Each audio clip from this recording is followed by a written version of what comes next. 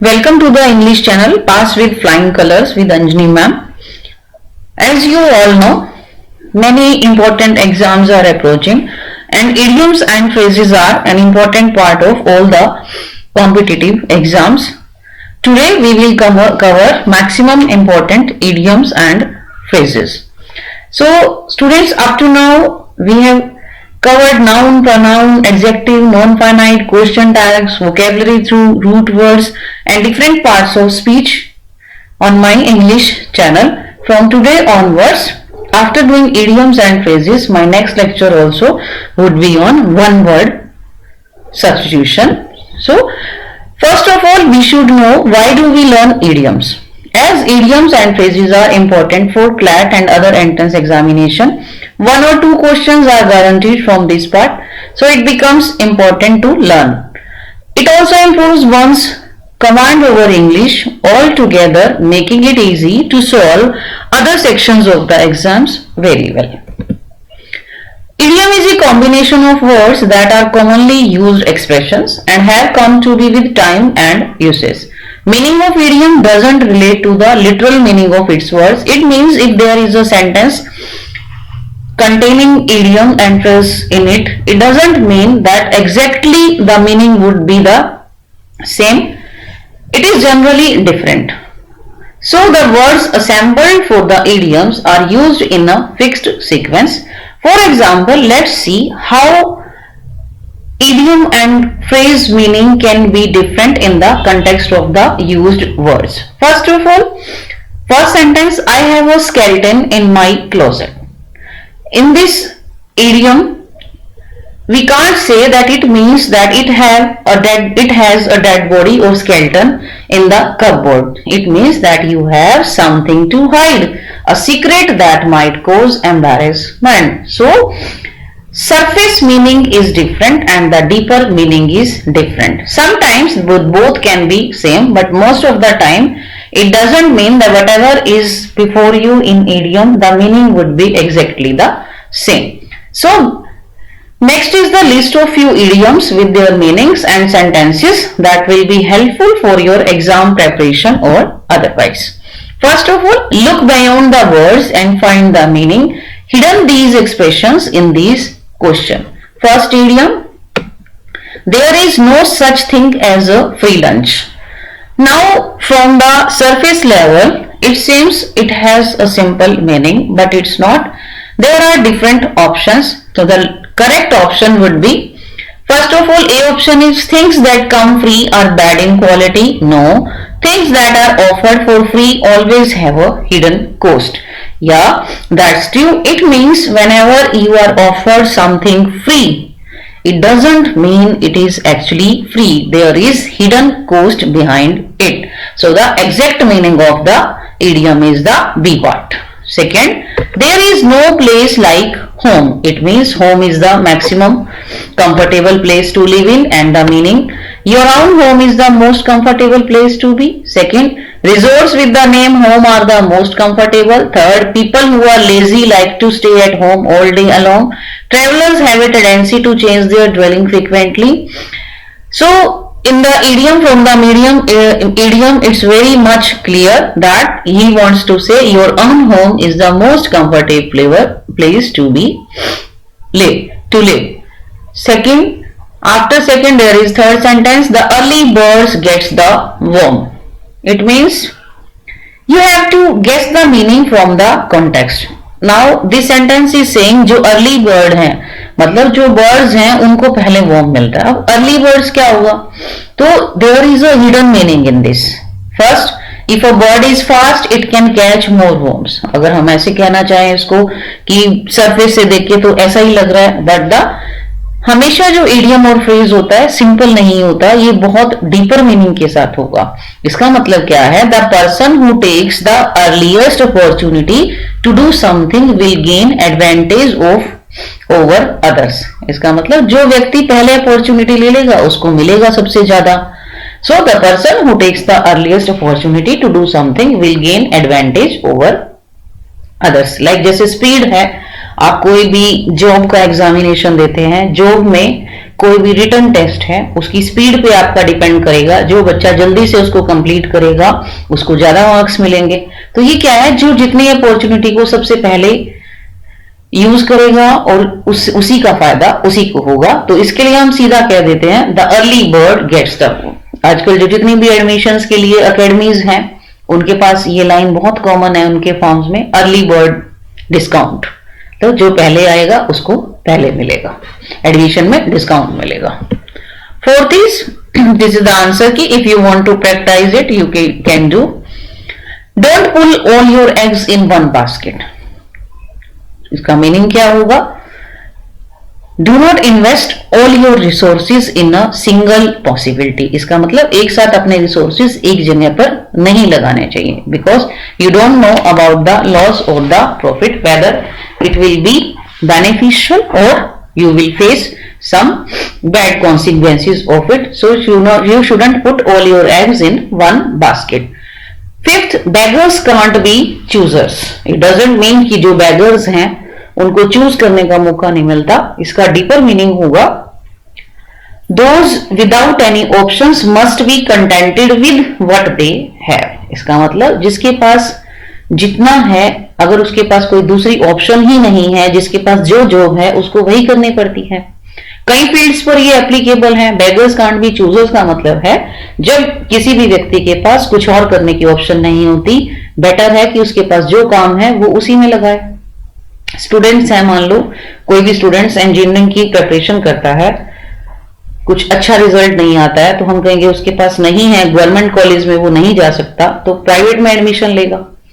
तो इसको क्या, इसमें इसका मतलब क्या है कि जब आपके पास कोई ऑप्शन ही नहीं है तो आपको वही चीज करनी पड़ेगी जो आपके सामने है। So beggars can't be choosers. Sixth है, don't throw out the baby with the bath water. अब इसका भी मीनिंग क्या है, it doesn't mean that when you take care of your baby be extra careful, babies need to be bathed in warm water. It means carelessness is a problem which cannot be tackled unless one becomes responsible. Next is, when you try to get rid of something bad, you may accidentally eliminate some good things also. तो जब भी students आप ये वाले idiom और phrases करेंगे, you can see the back side for the revision. तो इसका मतलब आपका जितने भी इडियम्स एंड फ्रेजेस हैं, जब भी उनको सोल्व करना है, पहले आप उसका सरफेस मीनिंग लोगे, उसके बाद आप ऑप्शंस में देखोगे कि इसका जो डीपर मीनिंग है which can be suited better. So इसका जो डी है, when you try to get rid of something bad, जब तुम किसी बुरी चीज को हटाने लगते हो, समटाइम्स उसके साथ अच्छी चीजें भी चली जाती हैं। So don't throw out the baby with the bath water. इसका मतलब अगर आप अपनी लाइफ से कुछ भी ऐसा निकाल रहे हो जो आपके लिए बुरा है, बट कई बार उसके साथ साथ कुछ अच्छी चीजों को भी आप इग्नोर कर देते हैं, so don't do that. Next is, it takes two to tango. It means a good couple dance requires both partners to be good dancers. No, all relationship have to go through a sour path. No, some actions need the participation of two persons. इसका मतलब कई बार एक काम दो व्यक्तियों के बिना possible नहीं होता, so you need two persons to do the one thing. So C is the best option. Eighth, cleanliness is next to godliness. इसका मतलब a well dressed person with clean habits makes a good impression on others. एक व्यक्ति जो clean habits वाला है, well dressed है, वही good impression बनाता है, इसलिए इसको कहा जाता है cleanliness is next to godliness. Ninth, great minds think alike. इसका मतलब जितने भी ग्रेट माइंड्स हैं वो एक जैसा सोचते हैं। तो which option would be best? पहले मैंने इसका सरफेस मीनिंग देखा, अब डीपर क्या हुआ, smart minds often have the same idea. जिन लोगों के स्मार्ट माइंड्स हैं, आइडियाज भी उनके सेम हो गए। 10th है, हेस्ट मेक्स वेस्ट।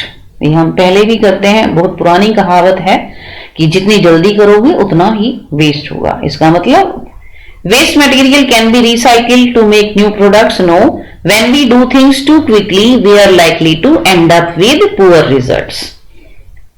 तो इसका मतलब दो चीजें एक साथ इकट्ठे करते हैं तो कई बार पुअर रिजल्ट्स आता है, एक भी रिजल्ट आपका अच्छा नहीं होता। Next is, List of idioms with their meanings. First, like a left-handed compliment. अब left-handed compliment क्या होगा? An insult in the pretense of expression of appreciation. कई बार आप किसी की प्रेज करते हो, बट उस प्रेज के पीछे क्या होता है? इंसल्ट छिपी होती है. इसको कहा जाता है like somebody is praising you, और प्रेज करते करते वो कुछ और तरह से उसको बोल देगा उसी किसी और कंटेक्स्ट में, तो ये क्या होगा? Left handed compliment. For example, she said she liked my hair. उसने कहा कि उसको मेरे बाल पसंद है. She liked my hair, but it turned out to be a left handed compliment. ये लेफ्ट हैंडेड कॉम्प्लीमेंट कब टर्न हुआ? When she asked how long I had been dyeing him. कब से तुम इसे डाई कर रही हो? तो ये क्या हो गया? Left handed compliment. Next idiom, a sight for sore eyes. Sight for sore eyes का मतलब when a person or thing that one is extremely pleased or relieved to see. कई बार कुछ व्यक्ति ऐसे होते हैं जिसको देखने से हमारी आंखों को बहुत अच्छा लगता है, उनको कहा जाता है a sight for sore eyes. For example, after being away from home for so long, my friends and family were a sight for my sore eyes. Next is choose the option that best describes the meaning of the idioms and phrases underlined in the given sentence. तो students, examination में आपके पास दो तरह से idiom and phrases आते हैं. जैसे एक हमने पहले किए थे विद ऑप्शंस. सेकंड इस तरह से है. थर्ड जो हम करेंगे वो सेंटेंसेस में जब अंडरलाइंड वर्ड्स होते हैं उसका हमें मीनिंग बताना होगा. सो फर्स्ट है यहाँ पे to talk one's head off. इसका मतलब क्या होगा? To shout loudly, to talk in whispers, to talk to oneself or to talk excessively. To talk one's head off, इसका मतलब to shout loudly. Next, to play fast and loose. इसका मतलब to trust others, to be independable, to cheat people, to hurt somebody's feeling, to be quick. तो students पीछे इसके मैंने examples इसके answer की है, आप इनकी इस तरह से प्रैक्टिस कर सकते हो. बट इसमें कई चीजें ऐसी हैं, जैसे थर्ड सेंटेंस है to talk through one's head. इसका मतलब क्या है? जब कोई व्यक्ति अपना माइंड यूज ना करके ऐसे ही सेंसलेस टॉक्स करता है तो उसको कहा जाता है to talk through one's head. तो इसका आंसर क्या होगा? B, to talk nonsense. Next है, ये आंसर्स हैं जो आप देख सकते हो. To snap one's finger. Snap one's finger क्या होगा? To grasp eagerly, to speak abruptly, to accept immediately, to become contemptuous of. इसका मतलब होगा to become contemptuous of. जब आप किसी से हेट करते हो तो वो होगा to snap one's fingers. Fifth है to spill the beans. मतलब क्या होगा spill the beans? वैसे सिंपल मीनिंग क्या होता है? गिरा देना बीन्स को. तो यहाँ पे क्या होगा? to keep, to reveal secret information. जब आप कोई सीक्रेट इंफॉर्मेशन किसी को, आपका सीक्रेट बता देते हो किसी को, तो वो क्या होगा? You have spilled the beans. To save one's face. इसका मतलब टू सेव वंस फेस, अपना चेहरा छुपाना, यानी कि इंसल्ट जो है उसको उससे बचना. To hide oneself, no. To oppose, no. To evade disgrace, disgrace से बचना, that is to save one's face. These are the answers. You may also see example sentences like to become contemptuous of. He was snapping his fingers in time with the music. Next है to reveal secret information. ये किस उसका था? जब हम कहते हैं spill the beans. My brother spilled the beans about the surprise party planned for our parents by telling them during a conversation. जब पार्टी पेरेंट्स की सरप्राइज पार्टी थी, बट ब्रदर ने क्या किया? सीक्रेट रिवील कर दिया. तो we will say it, my brother spilled the beans. To evade disgrace, ये हमने किया था. His mother was more interested in saving face. To save face, to evade disgrace. So his mother was more interested in saving face than accepting the truth about her mischievous son. Next है to throw dust in one's eyes. किसी की आंखों में धूल झोंकना हिंदी में भी है, same है. To cheat someone. Next is to get into hot waters. इसका मतलब to get into trouble. To be rolling in money, very rich, borrowing money, wasting money, spending more than his income. तो ये क्या होगा? पीछे इसके answers हैं, देख सकते हो. फर्स्ट का टू मिसलीड सेंटेंस है the salesman threw dust in his eyes and sold the dress for a higher price. Salesman ने उसको धूल मतलब डस्ट इन हिज आई मतलब मिसलीड किया और ड्रेस को बहुत हायर प्राइस पर बेच दिया. टू गेट इनटू ट्रबल मतलब to get into hot water है ये. She wound herself in hot water over her comments on Facebook about the political issues. Like आजकल Facebook पे है, आप फ्री हैं, कभी भी कुछ भी कमेंट कर सकते हो, but these days some rules are formed against any political party. You can't do that. So she found herself in hot water. इसका मतलब ट्रबल में फंस गई. Very rich, for example, if they can donate rupee 5 lakhs for charity, they must be rolling in money. Rolling in money का मतलब very rich. Next है to be lost in the cloud. इसका मतलब to be perplexed, yes, confuse हो जाना. ए है इसका option का, इसका आंसर 10th का. 11th hush money. Hush money क्या होती है? Money overdue no, easy money no, bribe paid to secure silence. जब चुप रहने के लिए आपको अच्छी रिश्वत मिलती है, that is called hush money. To pull one's socks up, इसका मतलब hard work करना, to try hard. Let's see answer key with sentences. To be perplexed, my friends sometimes get lost in the clouds. It means कभी कभी वो क्या हो जाता है, confuse हो जाता है. In recognizing my twin sisters को देखने पे his friend gets lost in the clouds. It means he becomes perplexed, confused. Bribe paid to secure silence, it is called hush money. My dad's friend was suspended for accepting hush money. Next, to try hard, you have to pull socks. He must pull his socks up if he wants to achieve success. आप सब students के लिए भी यही है. If you want to achieve success in your examination, kindly pull your socks. It means you should work hard. Next, to bite one's lips. One's lips कोई कब bite करता है? जब वो गुस्से में होता है. To be angry. To blow hot and cold. इसका मतलब to be inconsistent, no. Changing weather, no. To be definite, no. To be rich and poor frequently. जल्दी से rich और poor बन जाना. To blow hot and cold. To see eye to eye with. To see eye to eye with. ये क्या होगा? Revenge लेना या agree करना? इसका मतलब to get agree. First, to be angry, let's see it in the sentence. He didn't like the management of the business, but he had to bite his lips. इसका मतलब बिजनेस की management उसको पसंद नहीं है, but he had to bite his lip. Anger दिखाने के लिए क्या करता है? Lip biting. Next is to be inconsistent. इसका मतलब to be hot and cold, to blow hot and cold. He kept blowing hot and cold about the idea of pursuing higher studies abroad.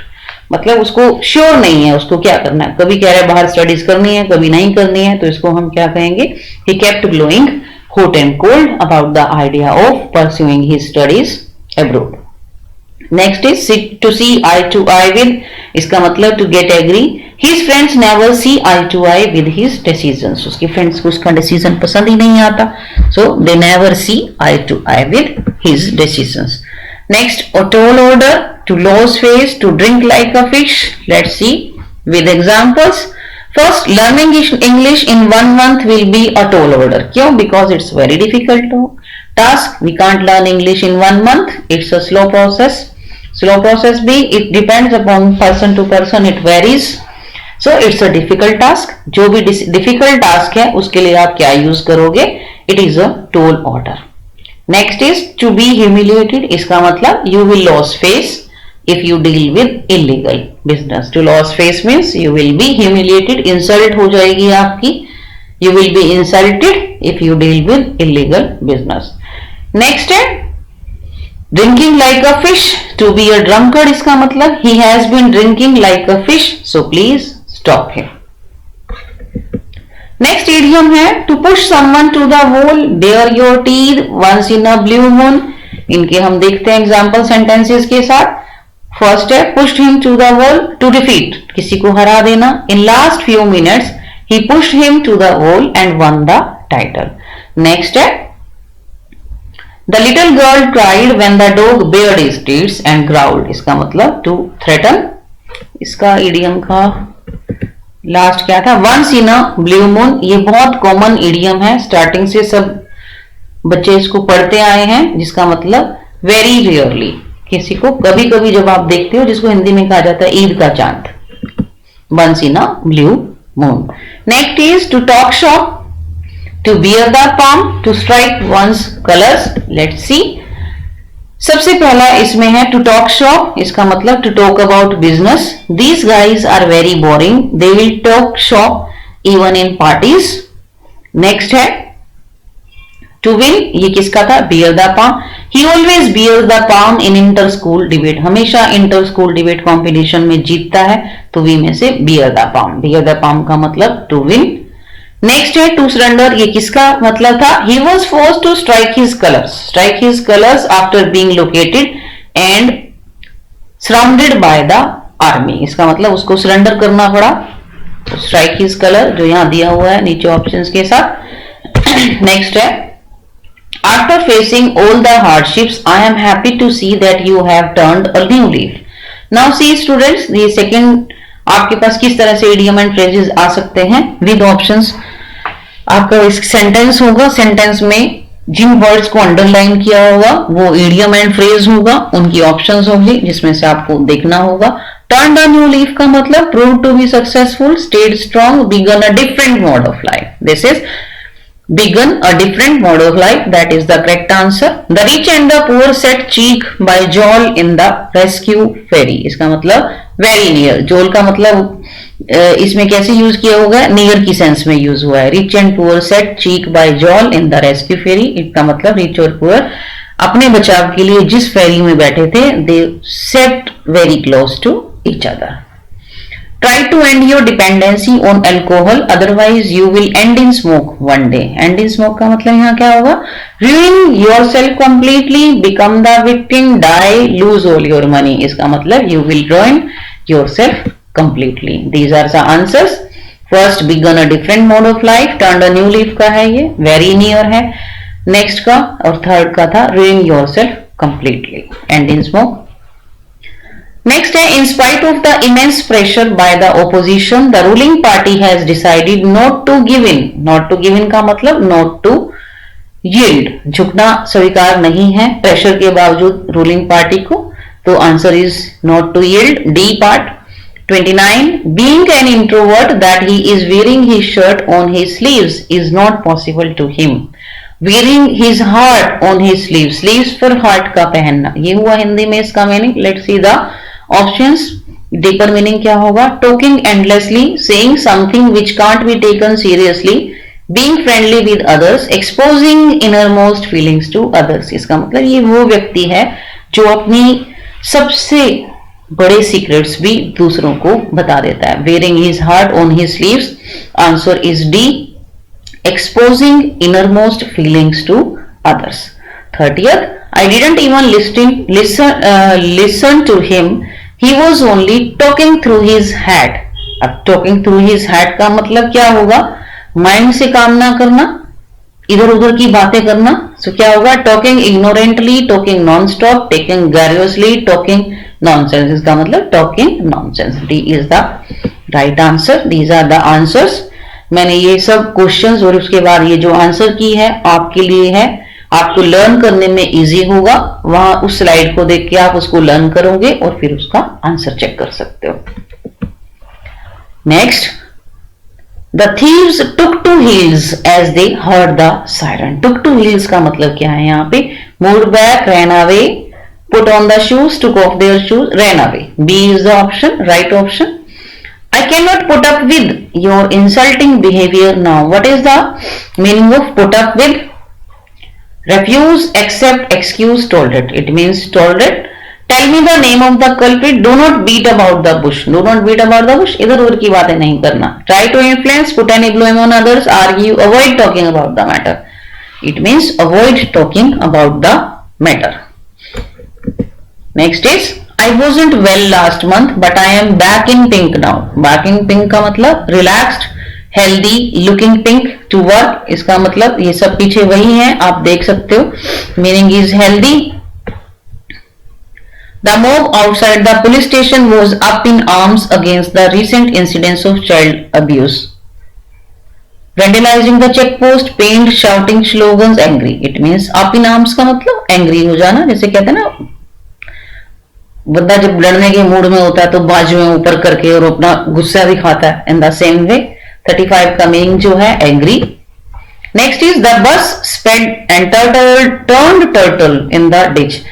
और यहाँ पर turned turtle, जो turtle use हुआ है like ये उस सेंस में है जैसे टर्टल है जब वो उल्टा हो जाता है तो उसके लिए मूव करना बहुत टफ हो जाता है। तो बस ने भी जैसे स्प्रेड किया, और टर्न टर्टल का मतलब क्या हो गया, stopped, field, turn upside down. इसका मतलब क्या हुआ, सी टर्न अपसाइड डाउन, उल्टा हो जाना।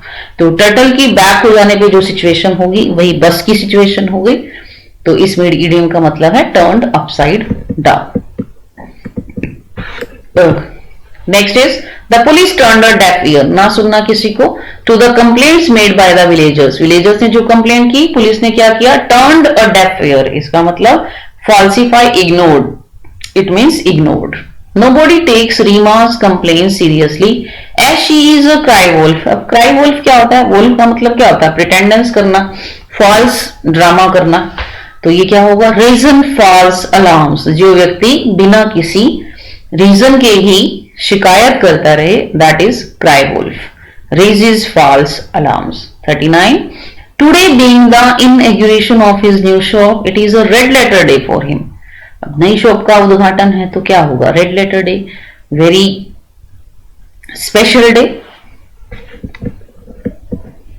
He made no bones about his dissatisfaction with the service in the hotel। इसका मतलब होटल की सर्विस अच्छी नहीं थी। Still he made no bones, इसका मतलब stay silent, say clearly what you feel, it means say clearly what you feel। उसने जो फील किया उसको clearly ना कहना, made no bones। Next is this project is a Gordian knot। Gordian knot का मतलब it's a very difficult job. Difficult job को Gordian knot कहा जाता है। The executive is temporarily taking care of the cash and is trying to feather his nest. Feather his nest का मतलब act for his own future benefits. अपनी future के लिए benefits को देखते हुए जब कोई वर्कर काम करता है, it means he is trying to feather his nest. Next is idioms with example sentences। अब आपको idioms हैं जो आपको याद कर सकते हो क्योंकि इसके साथ मीनिंग भी है, इनकी example sentences भी हैं। फर्स्ट है something that appears bad at first but ends up having good results। blessing in disguise का मतलब क्या होता है, छिपा हुआ आशीर्वाद। शुरू में देखने में वो लगता है कि हमारे लिए क्या है, बहुत बुरी चीज है, बट उसके गुड रिजल्ट्स होते हैं। Missing that plane turned out to be a blessing in disguise because I got to spend more time with my family। इसका मतलब उसका खो जाना मेरे लिए blessing in disguise था, because पहले मैं now I was able to spend more time with my family। A sandwich short of a picnic। Sandwich short of a picnic का क्या मतलब है, ह्यूमरस वे ऑफ सेइंग। किसी को कुछ गलत कहना है लेकिन उसको भी हमने ह्यूमरस वे में ले लिया। Humorous way of saying something which is stupid, like he brought only shorts and t-shirts when he went to Sweden in the winter। Winter में जा रहे हो आप, शॉर्ट और टी शर्ट्स ले जा रहे हो, तो हम उसको फनी वे में कहेंगे ताकि दूसरे को हर्ट ना हो। I think he might be a sandwich short of a picnic। Third, at a stone's throw, ये नहीं है, at है, at a stone's throw, it means something very close or near, like luckily the wedding is just a stone's throw from our hotel so we can walk there। हमारे hotel के बिल्कुल पास है wedding, उसको हम कहेंगे wedding is just at a stone's throw। action speaks louder than words, older saying है ये। आपके actions, शब्दों की बजाय actions पर ध्यान देना चाहिए। what you do is more important than what you say। someone's words may not be trustworthy। शब्दों पर विश्वास नहीं किया जा सकता, सेइंग पर, डूइंग्स पर विश्वास होता है। पर्सन ए कहता है John keeps saying he wants to take me out for dinner but that he never does. So person B क्या है, action speaks louder than words. जो वो कहता है वो करता नहीं है, that's why action speak louder than words. हम हिंदी में भी कहते हैं ना, पहले करके दिखाओ, बोलने से क्या होता है। So same is action speak louder than words. Add fuel to fire, इसका मतलब सिंपल, आग में घी डालना जिसको हम कहते हैं। When someone does something to make a bad situation worse, पहले से सिचुएशन खराब है, आप उसको कुछ और गलत बोल के और खराब कर देते हो, it becomes adding fuel to the fire। When Sarab started laughing during the argument, it really added fuel to the fire। Add insult to injury, ये भी ऐसे ही है, एक बंदा पहले से ही परेशान है, उसको और परेशान कर देना। As if breaking my arm isn't bad enough, to add insult to injury, I have to pay rupee $1,000 to in hospital fees as I didn't have travel insurance. पहले उसकी बाजू टूट गई, फिर लाइफ इंश्योरेंस, उसके पास ट्रेवल इंश्योरेंस नहीं था तो उसको और ज्यादा फाइन देने पड़ा. It was like added insult to his injury. Next, all ears. इसका मतलब जब आप सारा कुछ ध्यान से सुनते हो. To be eagerly waiting to hear about something. Person A, I have to tell you about what happened our trip to Spain. दूसरा कहता है, oh I am all ears, ready to listen. At a crossroads. Crossroads का मतलब जब आपकी life में एक ऐसा पॉइंट आता है जहां पे इंपॉर्टेंट डिसीजन लेना है आपको, that is called you are at a crossroads. I was at a crossroads when I was offered a job in the US but my boyfriend wanted to stay in London. That's why you were at a crossroads. Barking up the wrong tree. To be wrong or misguided about the reason for something. He thinks the company's problems can be solved just by firing the sales team, but he is barking up the wrong tree. जब आप किसी गलत जगह पर अपना निशाना लगाते हो, गलत जगह के लिए कुछ ऐसा डिसीजन लेते हो जिसका कोई भी फ्रूटफुल आपको रिजल्ट नहीं मिलता, that is barking up the wrong tree. Beat about the bush. इधर उधर की बातें करना. To talk about unimportant irrelevant talks, जिसको कहा जाता है. Stop beating about the bush, come to the point. Are you planning to quit university और not? This is beating about the bush. Next, better late than never. सड़क पर भी traffic rules के साथ लिखा होता है, it's better to do something late than not at all. देर हो जाए बल्कि, लेकिन उससे तो अच्छा है ना कि आप कभी भी ना रह पाओ और कुछ करने के लिए. Sorry I missed your birthday, there is a card in the post. Person B, don't worry, better late than never. मतलब आ तो गए, ना आने से अच्छा है कि आ जाओ, लेट आओ. Between a rock and a hard place. अब एक तरफ रोक है और दूसरा हार्ड प्लेस. क्या मतलब होगा? To be in a difficult situation where both options are bad. Like एक तरफ कुआ दूसरी तरफ खाई. If I go to the wedding mum will be absent because, but if I don't go then I will be letting down the rest of the family. कितनी confusing situation है. Wedding पे नहीं जाता तो मम्मा नाराज, और उधर से अगर चला भी जाए तो फैमिली को लेट डाउन हो जाएगा. तो पर्सन भी, sound likes you are caught between a rock and a hard place. Bite off more than one can chew. जरूरत से ज्यादा ले लेना. टू डू टू मच और take something on that is too difficult. I am going to start that weekend job at the museum on top of my full time job because I really need the money. उस बंदे को, व्यक्ति को पैसे की जरूरत है. पहले ही बहुत मुश्किल है उसके लिए, जॉब करता है जो म्यूजियम पे, ऊपर से फुल टाइम जॉब भी है. तो it sounds like lot of work, so we will call it don't bite off more than you can chew. Next, bite the bullet. It means to decide to do something that is difficult और unpleasant but necessary. कई बार bullet को भी bite करना, देख सकते हो आप इसका कितना सीरियस मीनिंग होगा. आपको कुछ ऐसा काम करना पड़ता है जो आपके लिए अनप्लेजेंट है बट नेसेसरी टू डू है, so you have to do it. You are going to have to bite the bullet and tell your ex girlfriends that you need the apartment by. Next is blow off steam. To do something that helps you get rid of the stress. आपको energy gain करने के लिए, stress से relieve के लिए, anger से relieve के लिए जब कुछ काम करते हो, इसको कहा जाता है blow off steam. After meeting my boss I went for a run to blow off steam. Boss से मिलने के बाद वो जो स्ट्रेस था, एनर्जी, एंगर था, उससे निकलने के लिए I went out. Bob's your uncle. Bob's your uncle का मतलब to say that a set of instructions और टास्क इज सिंपल और इजी. इसका मतलब to make the salad dressing. If आपको कोई रेसिपी बता रहा है, ये करो, वो करो, ये डालो, वो करो, वो करो, और उसके बाद आपको क्या देते हैं? Bobs your uncle. तो इसका मतलब एक तो बहुत सारा काम बता रहे हो और ऊपर से फिर कह रहे हो इट्स जस्ट इजी, बहुत आसान है ये काम, it's Bob's your uncle. Bog standard. Bog standard का मतलब जो बहुत ही बेसिक सा और ऑर्डिनरी होगा. Something that is very ordinary और basic, nothing special in it, that is called bog standard. Despite the excellent reviews we thought the restaurant was just bog standard. कोई आपको रेस्टोरेंट को बहुत कहता है ये इतना अच्छा है, इतना अच्छा है, इसका ये सैलेड अच्छा है, ये स्टैंडर्ड बहुत ज्यादा है, और आप जाते हो जब खुद एक्सपीरियंस करते हो कि आपको लगता है सब कुछ सिंपल तो है, क्या खास है इसमें, तो you will say it was bog standard. So इसका मतलब ये है कि समटाइम्स